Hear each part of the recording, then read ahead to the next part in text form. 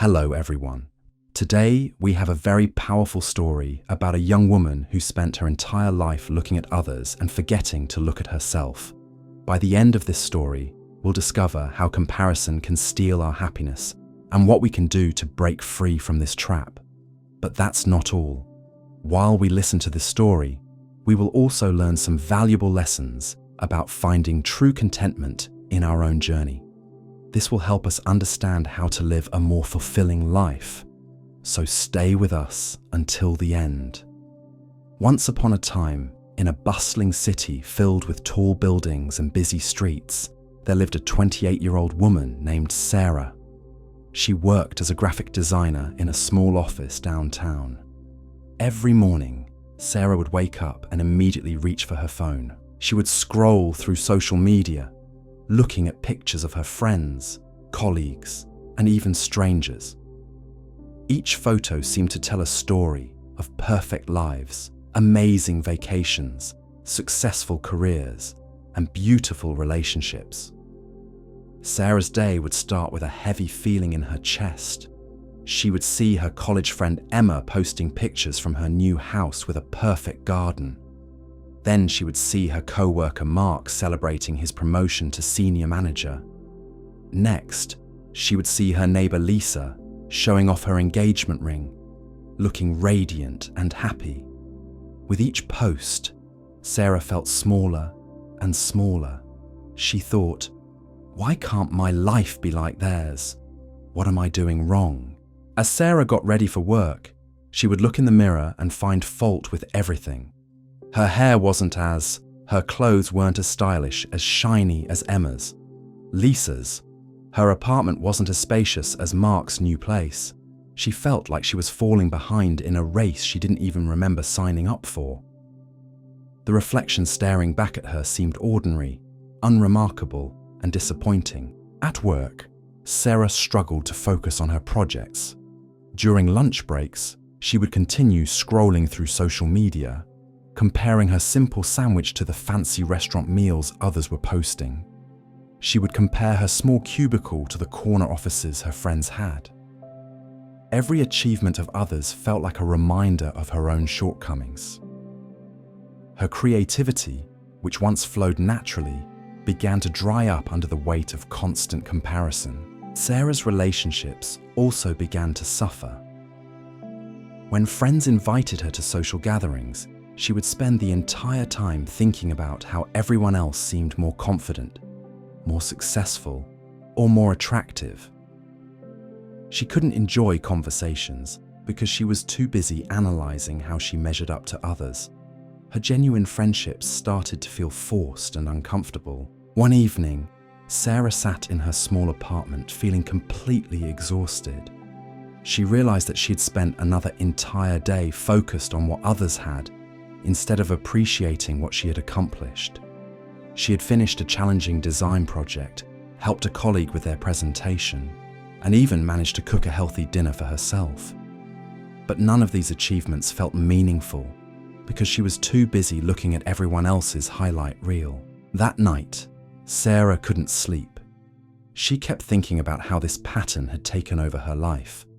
She remembered being a child and feeling excited about small things like drawing pictures, playing with friends, or reading interesting books. When had she stopped noticing these simple pleasures? When had other people's lives become more important than her own? The next morning brought an unexpected encounter that would change everything. Sarah was walking to work, lost in her usual thoughts about what others might be doing, when she bumped into an elderly woman carrying groceries. The bags scattered across the sidewalk, and apples rolled in different directions. Sarah immediately rushed to help, apologizing repeatedly for her clumsiness. The elderly woman, whose name was Mrs. Chen, smiled warmly and said, "Don't worry, dear. These things happen when our minds are somewhere else." As they collected the groceries together, Mrs. Chen looked directly at Sarah and asked, "You seem troubled, young lady. What's weighing so heavily on your heart?" Sarah was surprised by the stranger's kindness and directness. Something about Mrs. Chen's gentle eyes made her feel safe to share. "I just feel like everyone around me is doing better than I am," Sarah confessed. "No matter what I accomplish, it never seems good enough when I see what others have achieved." Mrs. Chen nodded thoughtfully and invited Sarah to sit on a nearby bench. "Let me tell you something, dear," she began. "I've lived for 78 years, and I've learned that comparison is like trying to measure the depth of the ocean with a teaspoon. It's impossible and pointless." She paused and looked at the busy street filled with people rushing to their destinations. "Every person you see has struggles you know nothing about. The friend with the beautiful house might be struggling with loneliness. The colleague with the promotion might be working 80 hours a week and missing time with family." Sarah listened carefully as Mrs. Chen continued. "When I was your age, I spent so much time wishing I had what my sister had. She was married, had children, and seemed so settled. I felt like I was behind in life because I was still single and pursuing my career as a teacher.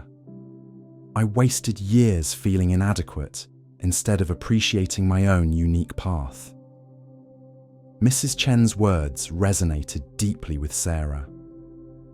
She had never considered that the people she envied might have their own challenges and struggles. She had been comparing her behind-the-scenes reality to everyone else's carefully curated public image. "But how do you stop?" Sarah asked. "How do you break this habit of always looking at what others have?" Mrs. Chen smiled and pointed to a small tree growing through a crack in the concrete nearby. "See that tree? It's not trying to be the oak tree across the street or the rose bush in the park. It's simply growing in its own way, in its own space, at its own pace.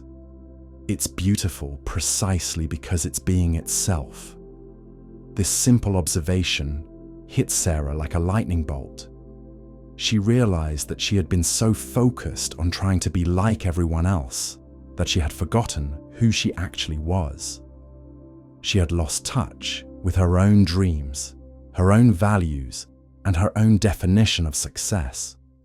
Mrs. Chen stood up slowly, gathering her groceries. Before leaving, she turned to Sarah and said, "Remember, dear, you are not in competition with anyone except the person you were yesterday. Your only job is to become a better version of yourself, not a copy of someone else." As Mrs. Chen walked away, Sarah remained on the bench, processing this profound encounter. For the first time in months, she looked around and truly saw her surroundings. She noticed the way the morning sunlight filtered through the leaves, the sound of children laughing in a nearby playground, and the smell of fresh coffee from a local cafe. These simple pleasures had been there all along, but she had been too busy looking elsewhere to notice them. Sarah realized that comparison had become like a dark filter over her life, making everything appear dull and inadequate.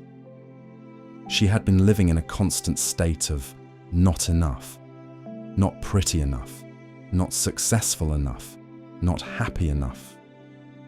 But what if enough wasn't about measuring up to others? What if it was about recognizing the value in her own unique journey? That day at work, Sarah tried an experiment. Instead of checking social media during her breaks, she focused on her current project. She noticed details she had missed before and found herself getting lost in the creative process. For the first time in weeks, she felt genuine satisfaction from her work. The design she created wasn't perfect, but it was authentically hers, and that felt liberating. During lunch, Sarah made another conscious choice. Instead of scrolling through her phone, she walked to a nearby park and sat under a tree. She pulled out a small notebook she hadn't used in months and began writing down 3 things she was grateful for that day. The first was her morning coffee that had tasted particularly good.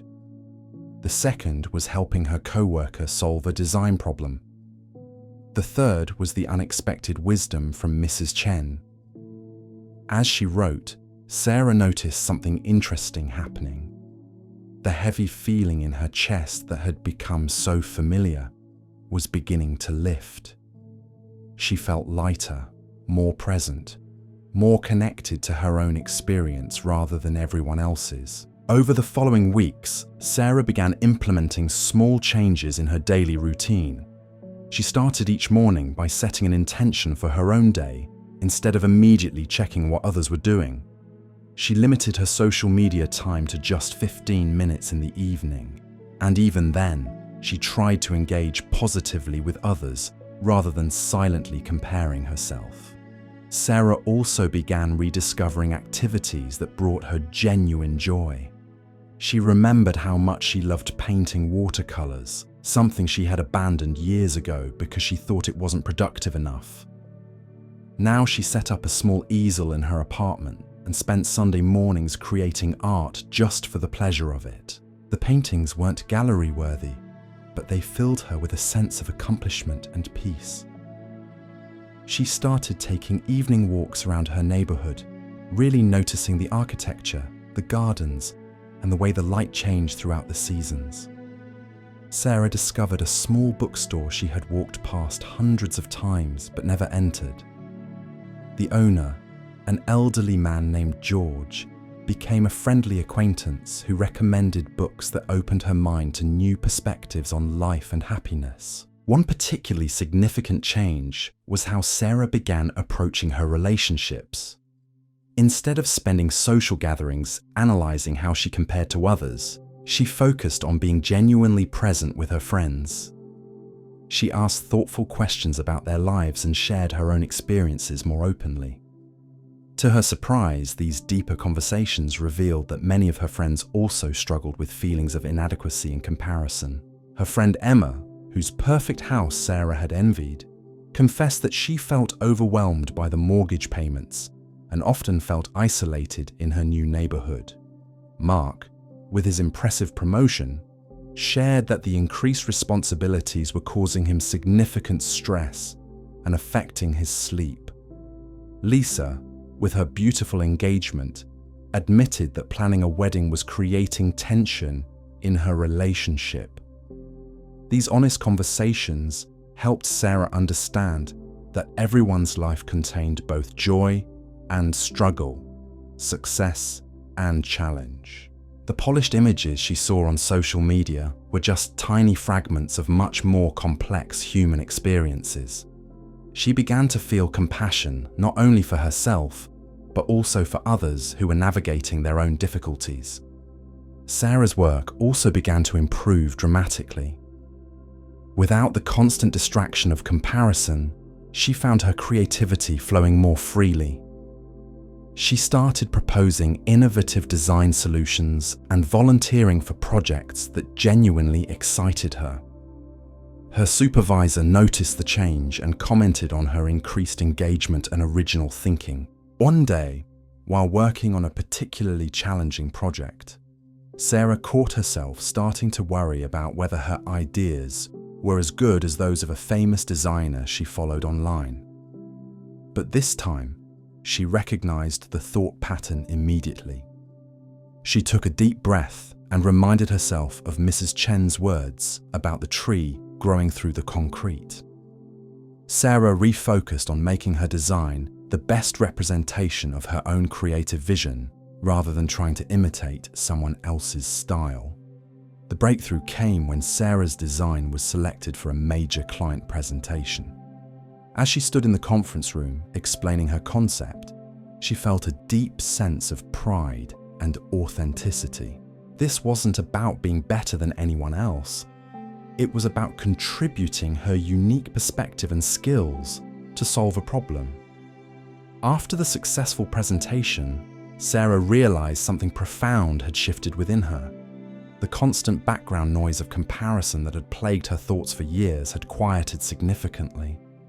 She still noticed when comparison thoughts arose, but now she could observe them without being consumed by them. Sarah began keeping a journal where she documented her own growth and achievements, no matter how small they seemed. She wrote about mastering a new design technique, having a meaningful conversation with a neighbor, or simply feeling content during a quiet evening at home. These entries helped her see the richness of her own experience and the steady progress she was making in becoming more authentically herself. The transformation wasn't instant or complete. There were still days when Sarah caught herself falling into old patterns of comparison.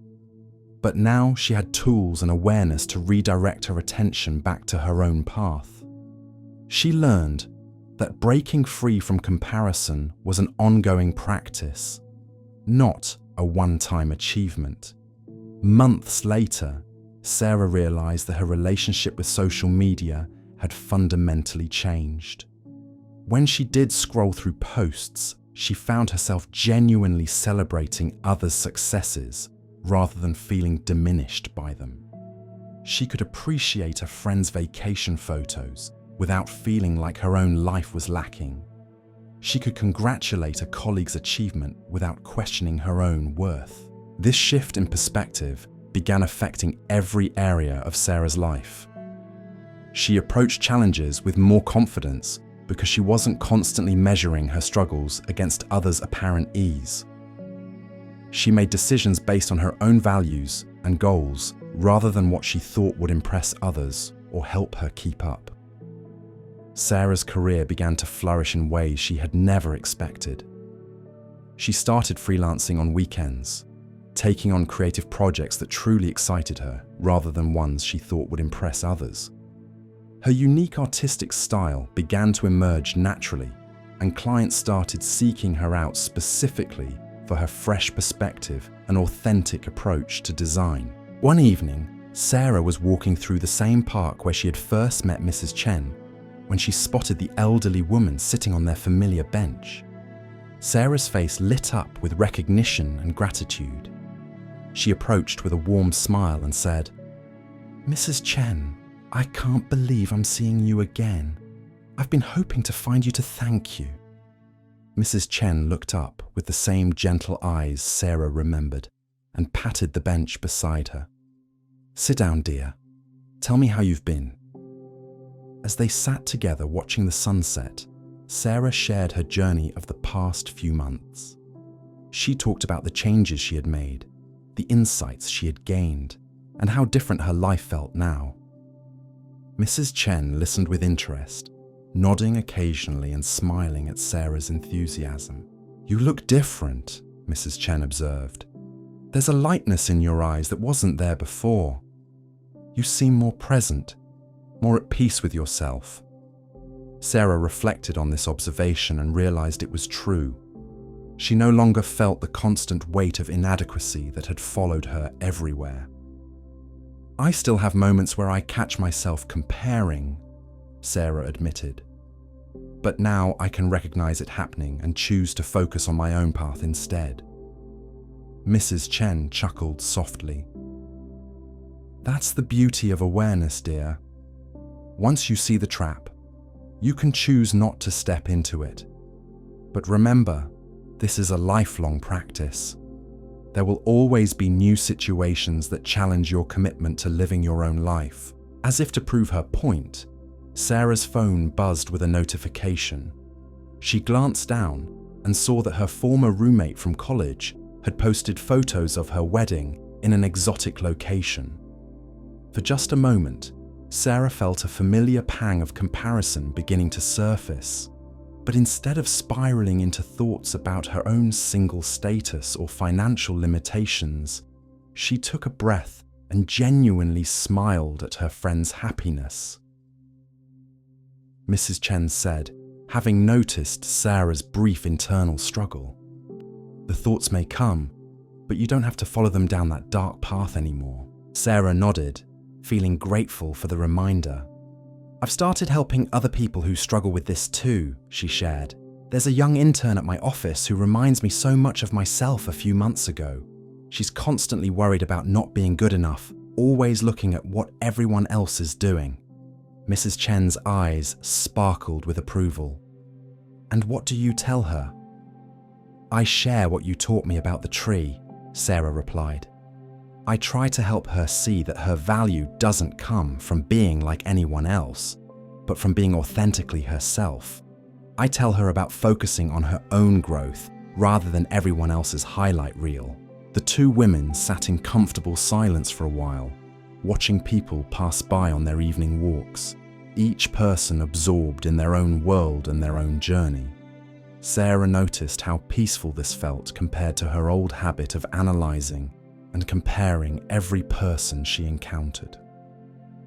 "You know," Sarah said thoughtfully, "I used to think happiness meant having what everyone else had, but now I understand that happiness comes from appreciating what I already have and finding joy in my own unique experiences." Mrs. Chen reached over and patted Sarah's hand gently. "That's wisdom, dear. Real happiness isn't found in the external circumstances of our lives. It's found in our ability to be present with whatever life brings us, to find meaning in our own story, and to appreciate the journey we're actually on, rather than wishing we were on someone else's path." As they prepared to part ways again, Mrs. Chen stood up slowly and gathered her things.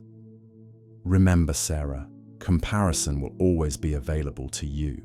It's like a door that never locks, but you now have the key to choose whether or not to open it." After Mrs. Chen left, Sarah remained on the bench for a few more minutes, reflecting on how much her life had changed. She thought about the person she had been just months earlier, constantly anxious and dissatisfied, always looking elsewhere for validation and happiness. Now she felt grounded in her own experience, excited about her own goals, and genuinely content with the pace of her own progress. Sarah pulled out her phone and, instead of scrolling through social media, she opened her Notes app and wrote down 3 things that had brought her joy that day. First was completing a design project that she felt proud of. Second was having a meaningful conversation with her intern about following her own creative instincts. Third was this unexpected reunion with Mrs. Chen and the reminder of how far she had come. As Sarah walked home through her neighborhood, she noticed things she had overlooked for years.